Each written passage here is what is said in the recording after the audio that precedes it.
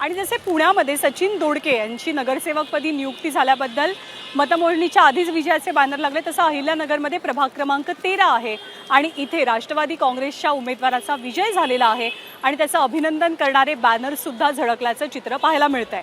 मतमोजणी उद्या सकाळी 10 वाजल्यापासून सुरू होणार आहे, पण आज मतदान झाल्याच अनेक उमेदवारांच्या उत्साही कार्यकर्त्यांनी जल्लोषाला सुरुवात केलेली आहे। अविनाश घुले यांच्या विजयाचे बॅनर्स पाहायला मिळतात। विजयाच्या बॅनरवरती घुले यांना महापौर होण्यासाठी शुभेच्छा सुद्धा दिल्या गेल्या।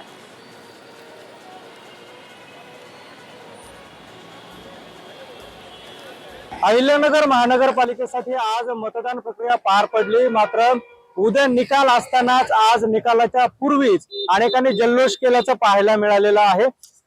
या ठिकाणी जर बघितलं तर प्रभाग क्रमांक 13 मधील उमेदवार अविनाश घुले यांच्या विजयाचे बॅनर जे आहेत तर ते आताच झळकल्याचं पाहायला मिळतंय। विशेष म्हणजे या बॅनरवरती त्यांना महापौर होण्यासाठीच्या शुभेच्छा देखील देण्यात आलेल्या आहेत। अविनाश घुले हे राष्ट्रवादी अजित पवार पक्षाचे उमेदवार आहेत आणि आजच त्यांचे जे बॅनर्स आहेत ठिकठिकाणी प्रभागामध्ये झळकल्याचं पाहायला मिळतंय। एकूणच जर बघितलं तर युतीच्या अनेक उमेदवारांनी जो आहे तो आजच जल्लोष केल्याचं पाहायला मिळतंय। त्यातच अविनाश घुले यांचा हा बॅनर जो आहे तर तो चर्चेचा विषय ठरतोय। कॅमेरा पर्सन प्रसाद सह सुनील भोंगळ, एबीपी माझा, अहिल्यानगर। एबीपी माझा, उघडा डोळे बघा नीट।